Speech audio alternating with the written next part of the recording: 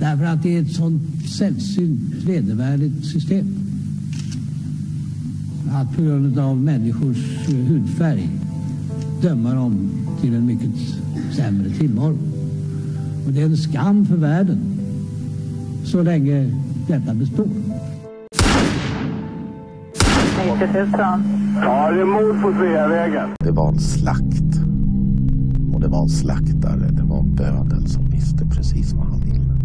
Han blev inte skjuten som statsminister. Han blev skjuten som privatperson. Polisen säger att mordet av allt att döma var mycket noga planlagt. Och alla personer med walkie-talkies på varsin sida om Sveavägen som man hörde liksom. Jag trodde att man i mordutredningar alltid gjorde bandade förhör med de väsentliga personerna som har funnits på platsen och som är viktiga. Makalöst ointresse. Och det är klart att man försöker liksom suggerera sig fram till att få ihop bilderna om hon nu var säker på att det var dem, så vill man ju få det att överensstämma med sitt eget vittnesmål. När sanningen om det här kommer fram så kommer det svenska samhället att förändras i grunden. Sydafrika, vilket jag personligen tycker är ett ganska intressant uppslag med tanke på att det är en ganska konkret motivbild. Det pratas mycket om Sydafrika och det är flera personer som har tagit kontakt med oss och haft intressanta synpunkter på det här uppslaget. Fick Craig veta att Palme var nyckelpersonen i att ena sydafrikanska anti-apartheidrörelsen. Det var min tanke och det har jag trott allt sedan dess.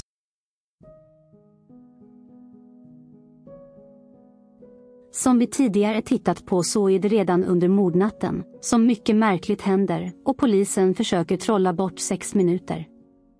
Poliser får inte förhöra Lisbeth Palme. Poliser får inte berätta för andra poliser vem som faktiskt är mördad. Nu ska vi äntligen börja fördjupa oss i den kunskap som hjälper till att reda ut detta mord och detaljer om varför. I ett så gammalt, omfattande, märkligt hanterat, olöst fall som Palmemordet. Varför är det så få som förstår den vittnespsykologiska relevansen, speciellt när en vittnespsykolog bidrog förtjänstfullt till att frikänna en oskyldigt dömd utpekad syndabock redan 1989? Varför verkar ingen förstå att utvecklingen inom detta område gjort fantastiska framsteg sedan mordet och att kunskapen lätt kan införskaffas och tillämpas på ett så lättillgängligt material av vem som helst, när som helst? Varför är inte materialet från Palmeutredningen och media analyserad med mångårig forskningsgranskad kunskap och metodik? Varför är det inte diskussioner om tolkningar och bedömningar baserad på denna kunskap som konstruktivt diskuteras i olika Palmeforum för att verkligen föra utredningen framåt? Varför finns det så mycket gissningar, spekulationer och vinklade antaganden i analyserna av vittnesmålen och andra uppgifter i utredningen? Ibland säkert omedvetna, ibland väldigt medvetna och avsiktligt desinformerande. Det är nästan som Palmeutredningen själv, det står bara och stampar. Det är kanske märkliga frågor, men de är tänkta att väcka ett intresse och en nyfikenhet på vad verklig användbar kunskap i kombination med just Palmemordet kan leda till. Vi får se tillsammans om dessa frågeställningar klarnar något framöver. Vad handlar vittnespsykologi om och varför är det så viktigt i detta fall? Vittnespsykologin är ett inriktat område, en del av rättspsykologin, som i sin tur är en del av psykologi i stort. Just denna del av psykologin är väldigt viktig då den är så avgörande för många personers liv och vilken typ av samhälle vi vill ha och leva i. Den är starkt kopplad till juridik, lagar och regler vi alla har att förhålla oss till. Kort kan man säga att den finns till för att underlätta att skyldiga personer till brott blir straffade och att oskyldiga inte blir det. Själva vittnespsykologiska grenen fokuserar på det som är relevant när det gäller vittnen och till viss del misstänkta, då det kan vara svårt i en utredning att veta vem som är vad. Det finns såklart även skillnader runt om i världen kring hur länge och på vilket sätt man har förlitat sig på vittnesmål och identifikationer av gärningsmän i utredningar och i domstolar. Om det kort ska nämnas några intressanta specifika teorier inom detta område som kan kopplas till vittnen vid ett brott, så kan dessa vara bra exempel. Vapenfokuseringseffekten, som lite kort handlar om att finns det med ett vapen i samband med ett brott, så tyder forskningen på att vittnen kommer att fokusera mer på vapnet och samtidigt kunna återge andra detaljer lite sämre. I en sådan situation bör man överväga att värdera dessa övriga uppgifter något mer kritiskt. Bystander-effekten, som lite kort ger stöd för att ju fler personer som bevittnar ett brott, så ökar risken att ingen tar tag i situationen och försöker hjälpa till. Det finns tyvärr ett känt fall, mordet på Kitty Genovese, som visade på detta märkliga mänskliga agerande som i grunden även handlar om ett angränsande psykologiskt område, som socialpsykologi. Utvecklingen inom vittnespsykologin har ofta sitt ursprung i märkliga händelser i samband med brott, och det är då studier genomförts för att försöka förstå dessa. Det finns nästan obegränsat med intressanta teorier och studier att fördjupa sig i.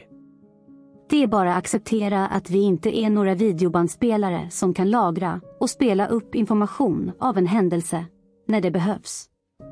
Minnet kan påverkas av många olika anledningar, vilket dock ofta har mycket enkla förklaringar. Sedan är vi människor som gärna vill bidra socialt i en kontext, en samtid. Vi har även individuella motiv och drivkrafter som även det påverkar innehållet, hur vi återger information och hur vi vill framställa oss själva. Men i allt detta finns otroligt mycket information att hämta, och det är viktigt med vittnesuppgifter för att utreda brott, och uppfattningen att vittnesuppgifter generaliseras som icke trovärdiga och icke tillförlitliga blir då provocerande när man har denna kunskap. Att detta blir till en sanning för att man inte förstår är det allvarliga. Om inte annat för att andra skall våga vittna i framtiden. Något som myndigheterna idag brottas med.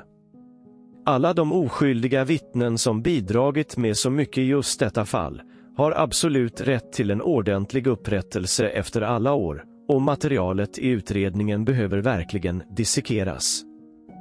Tanken med denna serie är att tydliggöra olika analysmetoder och en del av forskningen som stöder denna i väldigt grova drag, och lyfta fram några detaljer som kanske kan öka förståelsen för både kunskapen och metoderna. Förhoppningsvis väcker det ett intresse att utveckla och dela ett mycket spännande intresse för detta extremt viktiga område. Det är på inget sätt någon ambition att vara heltäckande, då det är ett stort område. Som många olika typer av forskning som bedrivs, så finns det brister. Det finns studier och metoder som inte har tillräcklig vetenskaplig grund, som inte replikerats tillräckligt. Det finns tidigare metoder som visat sig vara skadliga för rättssäkerheten, vilket även det innebär att det är en kunskap som befinner sig i förändring hela tiden. Det är till viss del svårt inom forskning att med experimentella studier försöka avspegla en verklighet. Detta område är verkligen inget undantag. Det kan vara svårt att jämföra omständigheter i verkligheten, där insatserna är mycket högre och mer livsavgörande än i laboratoriemiljö. Detta har man dock försökt hantera och kontrollera i många studier. När det gäller minnet så har det studerats otroligt länge, och det finns många vedertagna studier som byggts till en grund för hur människan minns saker. Man minns ofta saker som är viktiga för oss. Glömmer naturligt andra, då det skulle vara en omöjlighet för oss att hantera och lagra all information. I vissa fall glömmer vi även för att skydda oss själva. Att många vet att minnet påverkas är allmänt känt, men orsakerna kan vara svåra att överblicka. I anslutning till minne inom vittnespsykologin pratar man ofta om semantiskt minne eller kunskapsminne och episodiskt minne som handlar om händelser. Ofta är semantiskt och episodiskt minne sammanflätat, och det gör att vi kommer ihåg händelser på ett sätt och kan återge dessa med detaljer i efterhand. Det finns dock skillnader. Semantiska detaljer, som en färg på en mössa, skulle kunna vara en detalj som vi inte riktigt lagt märke till i samband med en händelse. För vissa kan det vara en oviktig detalj, för andra är detta en uppgift som kan betyda mer. Det kan vara en person som är intresserad av mössor eller tidigare på dagen varit och letat efter en ny mössa och för stunden har mycket mössor i huvudet. För andra kanske en färg på en mössa är oviktigt och då finns det större möjligheter att man fyller i med den informationen när man får en fråga, speciellt om man hört ett annat vittne ha en uppfattning om det. Ett mycket bra exempel på detta från Palmeutredningen är det som tagits upp tidigare med att tiden för polisens ankomst skulle vara 3 till 4 minuter efter skotten. Har man själv ingen uppfattning, just för att det här med stressiga situationer och tid är mycket svårt att uppskatta, då är det lätt att ta till sig av något annat vittnes rabblande tidsuppfattning. När det gäller episodiska händelser handlar det mer om att förstå ett skeende. Vad som hände, i vilken ordning, vad jag gjorde, vad jag såg, hur lång tid något kan ha tagit, motiv till varför saker hände. Även här finns det möjlighet att vi kan påverkas i våra minnesbilder. Både för att vi inte riktigt får ihop minnesbilderna i rätt ordning, vi förstår kanske inte riktigt varför en viss sak händer. I dessa lägen försöker vi ofta fundera på vad som verkligen hänt, både så vi själva ska förstå men även kunna berätta för andra vad vi varit med om. Vi försöker söka en kognitiv fullständighet. Vi har en inbyggd vilja att berätta en sammanhängande berättelse, även om delar från början kan sakna detaljer. Det är helt naturligt. Vi kan även i dessa lägen lätt påverkas av andra och det vi får höra i media. Poängen med detta resonemang handlar om att verkligen värdera informationen baserad på vilken typ av minnen det handlar om. Det finns stora skillnader. En episod av något man gör eller ser kan inte ändras på samma sätt som en färg på en mössa eller hur en gärningsman rört sig. Vi tar ett exempel från utredningen så blir det kanske tydligare. Om du som taxichaufför kör en taxibil på Sveavägen på mordnatten. Alltså inte bara åker med och kanske funderar på annat utan kör taxin med ansvar för andra människor. Vidare uppger du för polisen i de första förhören att du stått vid rödljuset vid Apelbergsgatan. Senare är du till och med på en rekonstruktion där du själv får placera dig på den plats du minns att du stod och även blir tillfrågad om detaljer kring denna plats.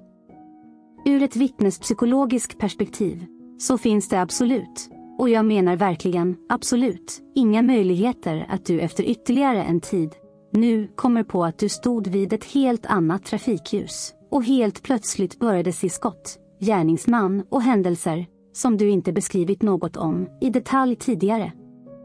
Visst kan det vara så att du avsiktligt placerat dig på fel ställe från början av något motiverat skäl. Du ville inte vara nära mordplatsen. Rädd för att gärningsmannen ska leta upp dig.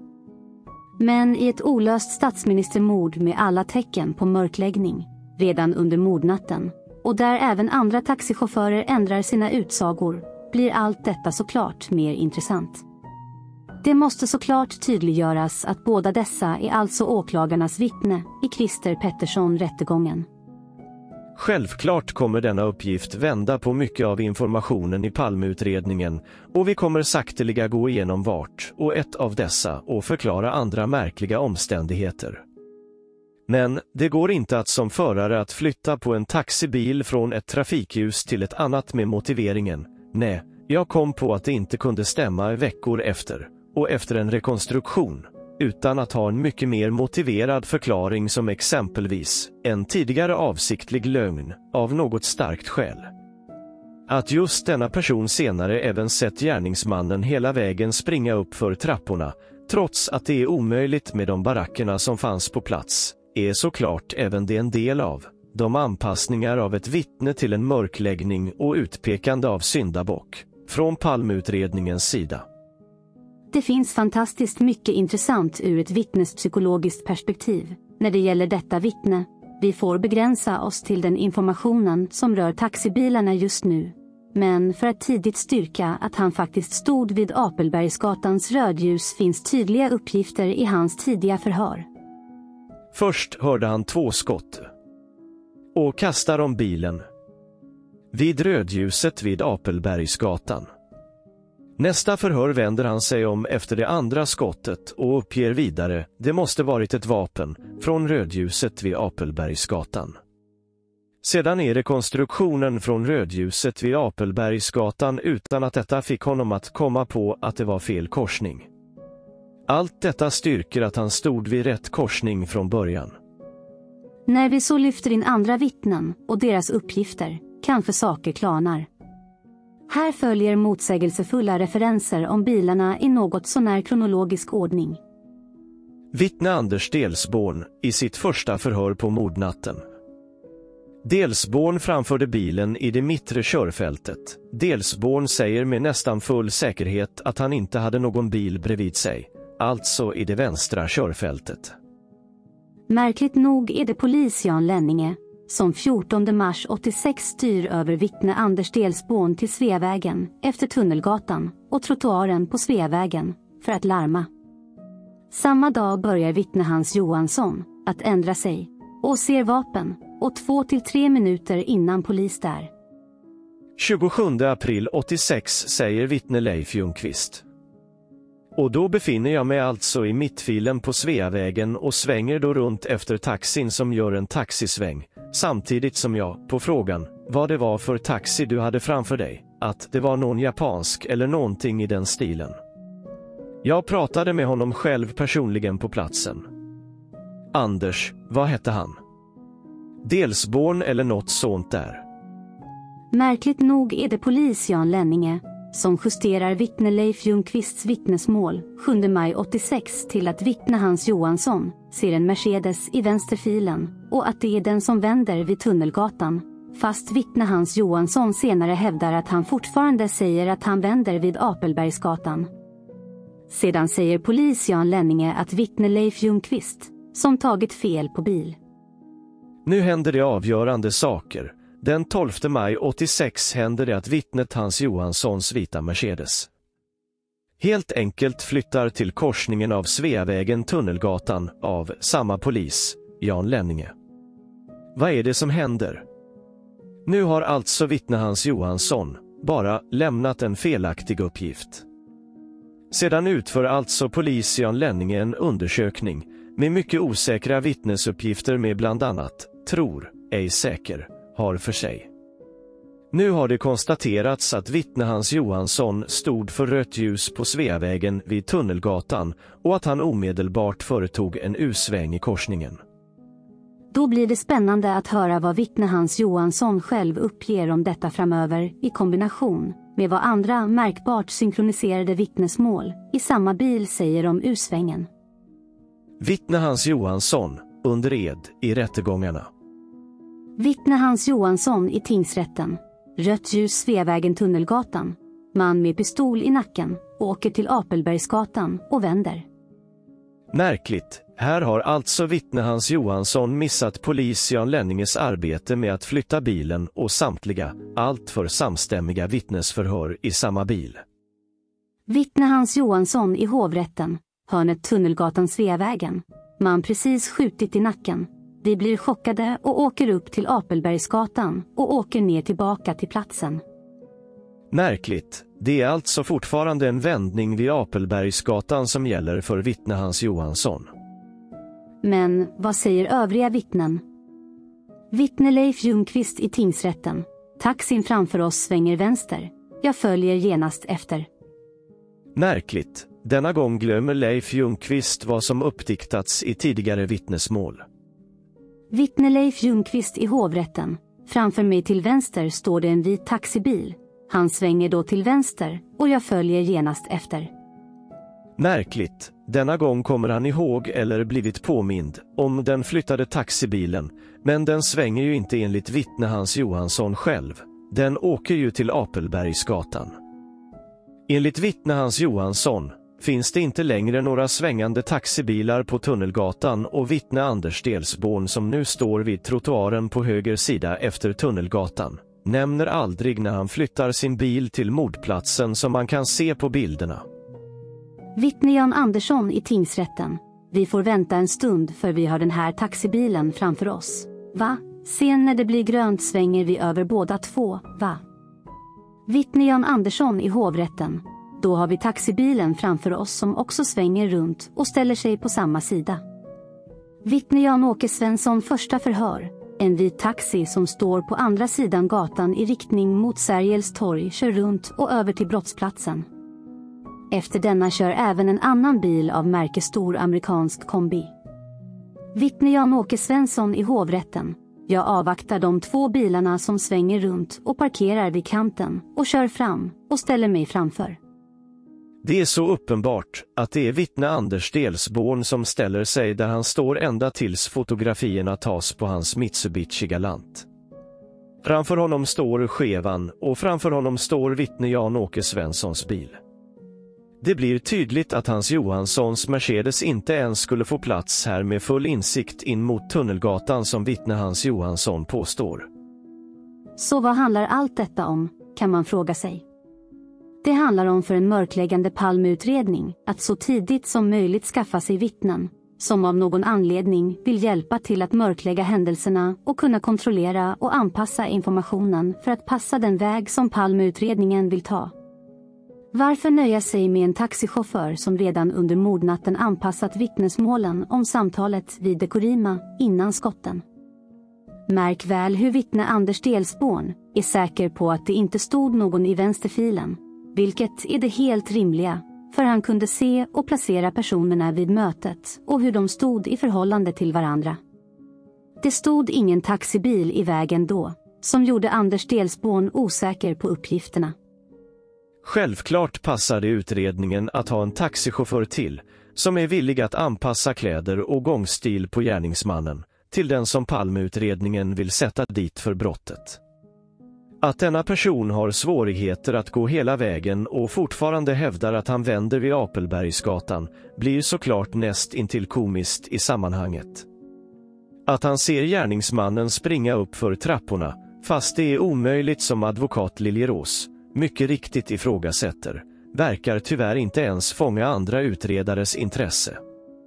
Märkligt. Är det bara vittnespsykologisk kunskap som är skillnaden i detta fall? Eller är det bara en fråga om vad som är rimligt och inte? Är det här viktigt? Är det inte bara ett vittne som vill vara lite viktigare? Säger det här något om utredningen? Det går såklart att bara vifta bort detta, men inte om man har vittnespsykologisk kunskap och går igenom ett svenskt olöst statsministermord, det enda vi har. Det är otroligt viktigt för att det berättar så mycket om hur utredningen har bedrivits. Nästan redan från start. Det är en mörkläggning. Men inte bara genom att en taxiförare ändrar detaljer i sina vittnesutsagor under mordnatten, utan nu flyttas alltså till mötesgående vittnen närmare mordplatsen och hjälper till med uppgifter som de tidigare aldrig ens haft möjlighet till. Ett vittne som nu börjar se gärningsmän på ett visst sätt och springa hela vägen upp för trapporna, fast det är en fysisk omöjlighet. Då är frågan, skulle vittnet själv komma på alla dessa detaljer och helt på eget bevåg sitta under ed i en rättssal och hålla utläggningar om detta? Utan att en åklagare synar dessa uppgifter. Varför låter åklagaren vittnet hållas? Absolut inte. Det är sanktionerat av åklagarna med avsikt att peka ut en oskyldig person för ett brott han inte begått. Det är avsiktligt, genomarbetat och ett vidrigt rättsövergrepp. Tyvärr, som i många fall när det gäller oskyldiga vittnen som verkligen inte själv upplevt en händelse, så blir det svårt att hålla isär den verkliga och uppdiktade episoden. Det är därför som vittnet Hans Johansson fortfarande hävdar att han vänder vid Apelbergsgatan efter skotten, fast all dokumentation ska vara anpassad till att han skulle ha vänt direkt vid Tunnelgatan. Hela avslöjandet om en flyttad taxibil får såklart konsekvenser. Nu ska den första taxibilen köra rakt fram och släppa av passagerarna, och då blir det svårt att få ihop alla dessa vittnesmål från rättegångarna och även de vittnen som sitter i bilen bakom. Allt detta blir tydligt i rättegångarna om man lyssnar noggrant på detaljer i utsagorna.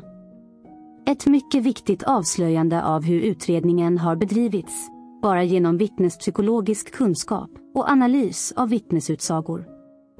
Ett mycket tydligt och bra belägg för att dessa historier verkligen inte går ihop är när olika brottsundersökande program på tv inte ens kan hålla isär begreppen. I veckans brott med Lampers beskrivs det som att det är vid Tunnelgatan vittne Hans Johanssons taxi vänder.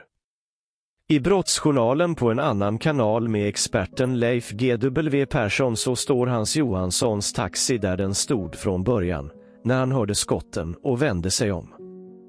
Välkommen till Vittnespsykologisk kunskap och Palmeutredningen.